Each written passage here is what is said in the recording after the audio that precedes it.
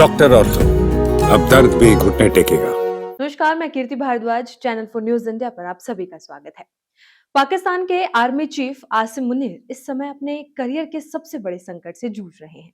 उनके सामने एक साथ तीन बड़े मोर्चे खुल गए हैं। भारत के साथ बढ़ता तनाव, बलूचिस्तान में बीएलए के घातक हमले और अफगानिस्तान के तालिबान के साथ खुला युद्ध। 27 फरवरी 2026 तक हालात इतने बिगड़ चुके हैं कि पाकिस्तान ने आधिकारिक रूप से अफगानिस्तान के खिलाफ ओपन वॉर की घोषणा कर दी है।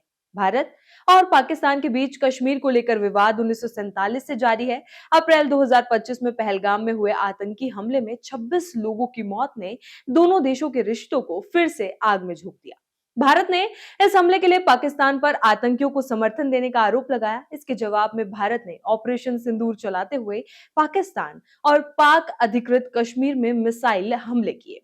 4 दिनों तक दोनों देशों के बीच मिसाइल और ड्रोन हमले हुए। 10 मई 2025 को सीज फायर तो हो गया, लेकिन सीमा पर तनाव खत्म नहीं हुआ।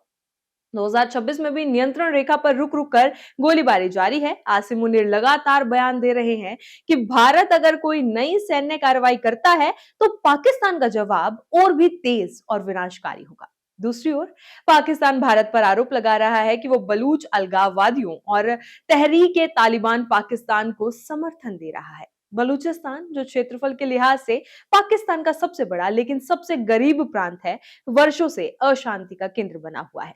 यहाँ सक्रिय अलगाववादी संगठन बलूच लिबरेशन आर्मी ने जनवरी के अंत और फरवरी 2026 की शुरुआत में बड़े पैमाने पर हमले किए। कई शहरों में एक साथ पुलिस स्टेशनों, बैंकों, घरों और सैन्य ठिकानों को निशाना बनाया गया। इन हमलों में 31 से 33 आम नागरिकों और सुरक्षा कर्मियों की मौत हुई। पाकिस्तानी सेना ने जवाबी कार्रवाई करते हुए 145 से 216 बीएलए लड़ाकों को मार गिराने का दावा किया है। हालांकि हमले थमने का नाम नहीं ले रहे। सेना पर यह आरोप भी लग रहे हैं कि बलूचिस्तान में राजनीतिक दखल ज्यादा है और सुरक्षा रणनीति कमजोर है। पाकिस्तान का कहना है कि बीएलए को भारत और अफगानिस्तान से मदद मिल रही है, जिससे ये विद्रोह और भड़क रहा है।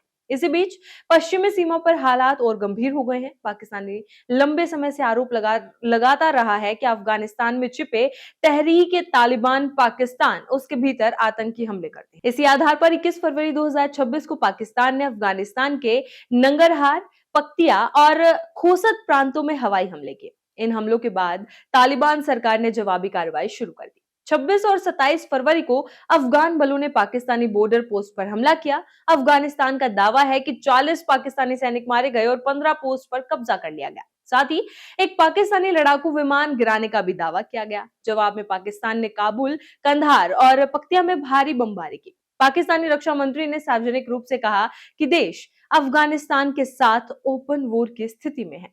आसिम मुनीर इससे पहले तालिबान को चेतावनी दे चुके थे कि उन्हें पाकिस्तान और टीटीपी में से एक को चुनना होगा। पाकिस्तान का आरोप है कि अफगान तालिबान टीटीपी को पनाह दे रहा है, जिससे उसकी आंतरिक सुरक्षा को बड़ा खतरा पैदा हो रहा है। वहीं तालिबान का कहना है कि पाकिस्तान अपनी आंतरिक समस्याओं का ठीकरा उन पर फोड़ रहा है। इस पूरे घटनाक्रम के बीच पाकिस्तान ये नैरेटिव भी पेश कर रहा है कि भारत और अफगान तालिबान मिलकर उसे अस्थिर करने की कोशिश कर रहे हैं। पाकिस्तान का दावा है कि भारत बीएलए को समर्थन देता है और तालिबान टीटीपी को शरण देता है। इन दोनों के जरिए पाकिस्तान के भीतर हमले करवाए जा रहे हैं। हालांकि भारत इन आरोपों को सिरे से खारिज करता रहा है। 3 मोर्चों पर बढ़ते दबाव ने पाकिस्तान की सैन्य और राजनीतिक स्थिति को अस्थिर कर दिया है।